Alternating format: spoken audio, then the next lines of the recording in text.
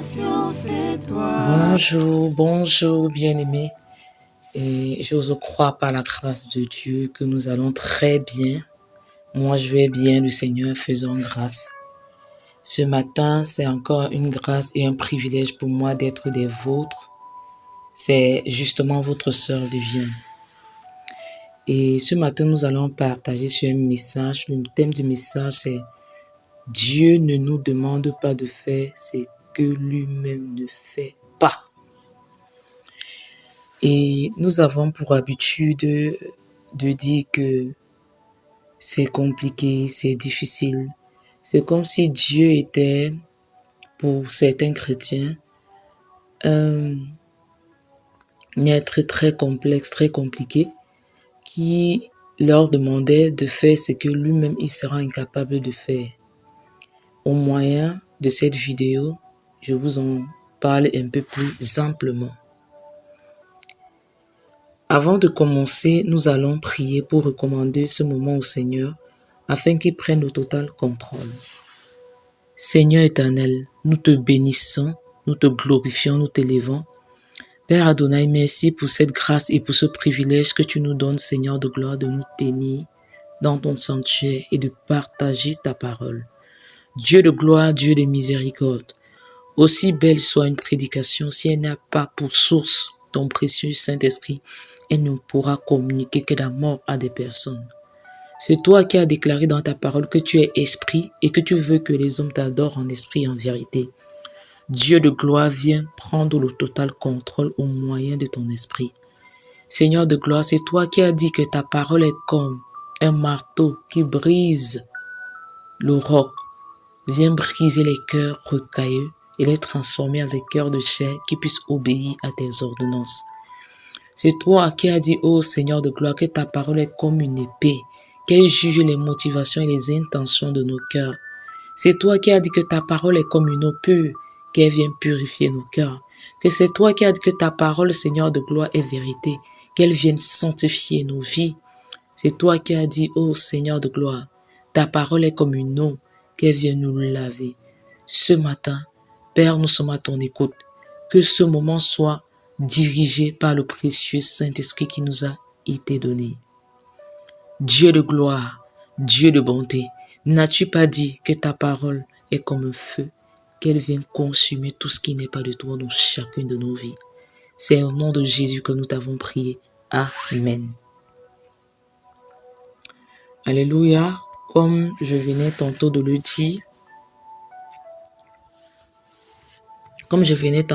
dire, Dieu ne nous demande pas de faire ce que lui-même ne peut pas faire.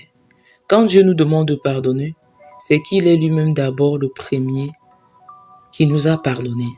La parole nous déclare dans le livre de Matthieu 6, 12, 14 et 15, le Seigneur dit, « Pardonne-nous nos offenses comme nous aussi nous pardonnons à ceux qui nous ont offensés. » Et au verset 14, il est dit, « Si vous pardonnez aux hommes leurs offenses, votre Père Céleste vous pardonnera aussi.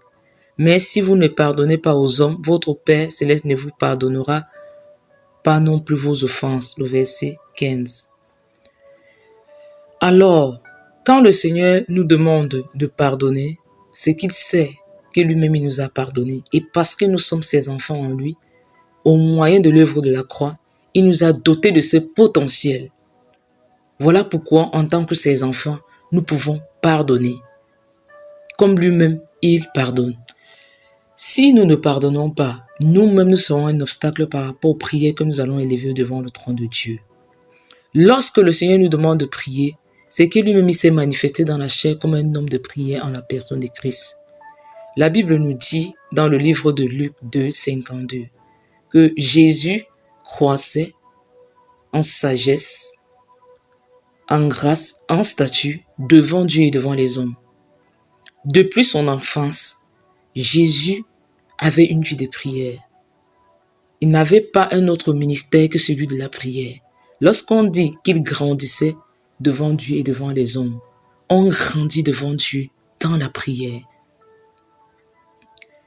Dans le livre de Luc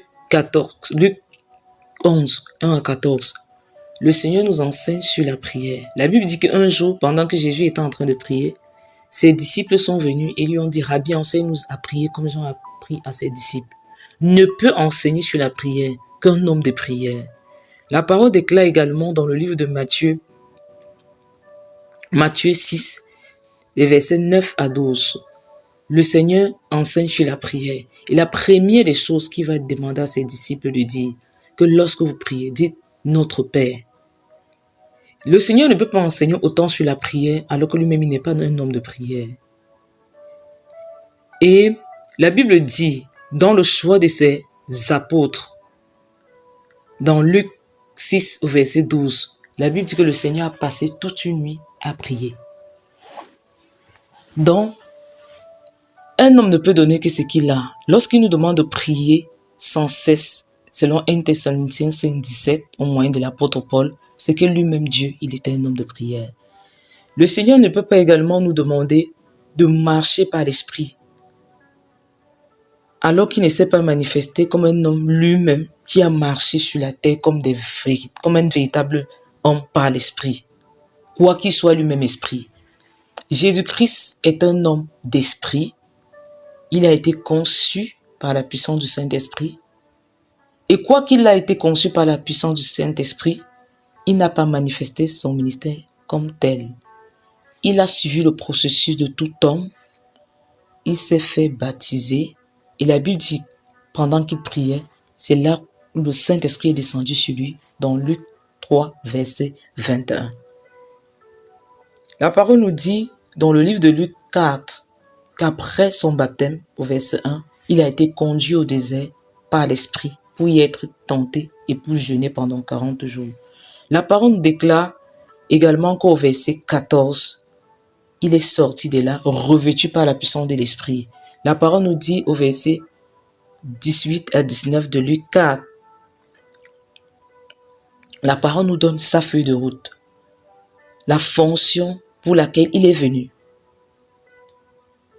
La parole nous dit également dans le livre des Actes 10, que vous avez vu comment Dieu a oint d'esprit et de force Jésus de Nazareth qui allait de lieu en lieu et faisait du bien à des personnes qui étaient sous l'empire du diable. La parole nous dit également dans le livre de Jean 4 que Dieu est esprit, il veut que ceux qui l'adorent en esprit et en vérité. Car ce sont de tels adorateurs que le Seigneur recherche. Donc, Dieu ne peut pas nous demander de marcher par l'esprit alors que lui-même il ne peut pas. L'apôtre Paul dira dans le livre de Galates 5, 16, marchez par l'esprit et vous n'accomplirez pas les œuvres de la chair. Et marcher par l'esprit, c'est marcher conformément à la parole de Dieu. Et Jésus-Christ, il a observé la parole de Dieu sans faillir en quoi que ce soit. Quand Dieu nous demande d'exercer la miséricorde, c'est que lui-même il se présente comme le Dieu de miséricorde. Quand il nous demande nos vies, c'est qu'il nous a donné premièrement la sienne en la personne de Christ. La Bible dit dans 1 Timothée 3,16, le mystère de la piété est grand. Dieu a été manifesté en chair, prêché aux Antilles et vu des anges. La parole nous dit dans le livre de Jean 3,16 que Dieu a tant aimé le monde qu'il a donné son Fils unique afin que quiconque croit en lui ne périsse point et la vie éternelle. Quand Dieu nous demande de jeûner, c'est qu'il est lui-même un homme de jeûne en la personne de Christ, dans son humanité. La Bible nous dit dans le livre de Matthieu 4:2 que Jésus a jeûné 40 jours et 40 nuits et ensuite il eut faim. Et le Seigneur va nous recommander dans Matthieu 6, des versets 16 à 17. Il va dire, lorsque vous jeûnez, ne prenez pas un être triste comme les hypocrites qui se rendent de visage tout défait pour montrer aux hommes qui jeûnent. Je vous le dis en vérité, ils reçoivent leur récompense. Mais quand vous jeûnez, parfumez la tête et lavez vos visages. Donc, le Seigneur, lorsqu'il nous demande de jeûner, c'est que lui-même, il était un homme de jeûne. Quand le Seigneur nous demande d'être humble, c'est qu'il est le plus humble, puisqu'il a tout créé, mais on ne le voit pas. Et son humilité, ce n'est pas qu'une humilité d'un Dieu qui se cache au point où on ne peut pas le voir. Dieu a été manifesté en chair en la personne de Christ. Et la Bible dit que Christ est l'image visible du Dieu invisible. Christ est la représentation même de Dieu sur terre. Et la parole dit, Christ est doux et humble de cœur. Matthieu 11, 28. Lorsque le Seigneur nous demande de lui donner nos corps, c'est qu'il nous a donné son propre corps en sacrifice en la personne de Christ à la croix. Romains 12, verset 1 nous dit, « Je vous exhorte donc, frères, par les compassions de Dieu, à offrir vos corps comme un sacrifice vivant, saint, agréable à Dieu, ce qui sera de votre part un culte raisonnable. » Quand il nous demande de garder ses commandements, c'est que lui-même dans son humanité, en la personne de Jésus-Christ, a gardé les commandements du Père sans faillir. Hébreux 5, verset 8 dit, « Quoique Jésus soit le Fils de Dieu, il a pourtant appris l'obéissance par les choses qu'il a souffert. » Dans le livre de Jean 14, 15, Jésus dit, « Si vous m'aimez, gardez mes commandements. » Quand il nous demande d'aimer, c'est qu'il nous a aimé le premier. Dans le livre de Jean 13, verset 35, verset 34 à 45, Jésus dira, à ceci tous connaîtront que vous êtes de moi, que vous êtes mes disciples, si vous avez de l'amour les uns envers les autres. Et 1 Jean 4, 19 dit, nous l'aimons parce qu'il nous a aimés le premier. Quand il nous demande de manifester sa puissance, c'est qu'il a marché sur cette terre en tant qu'un homme de puissance. Dans la parole, il est dit dans Ecclésiaste 8, verset 4, que la parole du roi est puissante. Dans le livre de 1 Pierre 2, verset 9, il est dit, le Seigneur a fait de nous un royaume de rois et de sacrificateurs pour Dieu. Dans le livre de Psaume 68, il est dit, ton Dieu t'ordonne d'être puissante. Dans le livre de Actes 10, verset 38, on nous rappelle comment le Seigneur a oint d'esprit et de force Jésus de Nazareth qui allait de lui en lui et qui délivrait tous ceux qui étaient sous l'empire du diable et les guérissait. Dans le livre de Luc 4, versets 18 à 19, sa feuille de route nous a été listée.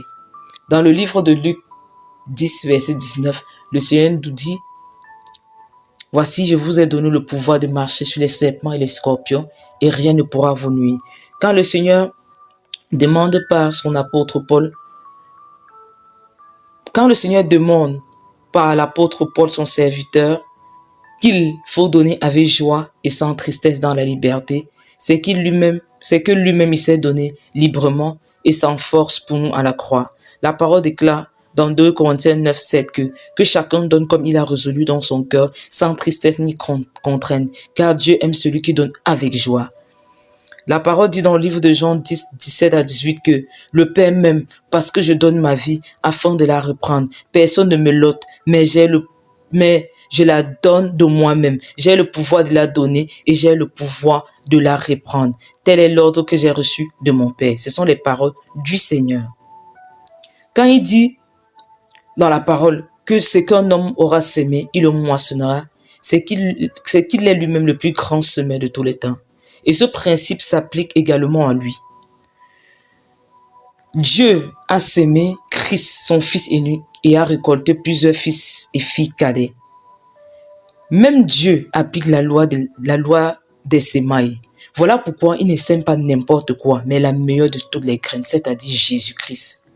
La parole nous dit que celui qui sème peu moissonnera également peu. Dieu n'a pas sémé peu, mais abondamment, car aujourd'hui, il a un nombre incalculable de fils et de filles dans le monde entier. Alors, qu'est-ce que le Seigneur te demande de faire? Et tu crains? Regarde si lui-même il a fait en Christ et tu trouveras la force de le faire. Chaque fois qu'il nous demande de faire quelque chose, il est en train de nous communiquer une identité qui lui est propre, qui est céleste. Voilà pourquoi il est dit dans le livre de Psaume, « J'avais dit, vous êtes des dieux, vous tous, les fils du Très-Haut. Cependant, vous mourrez comme des hommes, vous tombez comme un prince quelconque. » Ça, c'est une parole que le Seigneur lui-même, il nous a donnée. C'est une parole qu'il nous a donnée. Donc, mes bien-aimés, voilà la première portion de ce partage. Nous allons continuer très prochainement dans une autre vidéo. J'espère que vous avez été bénis. La suite sera circulante. Je vous aime de l'amour de Jésus. Ma passion, c'est toi.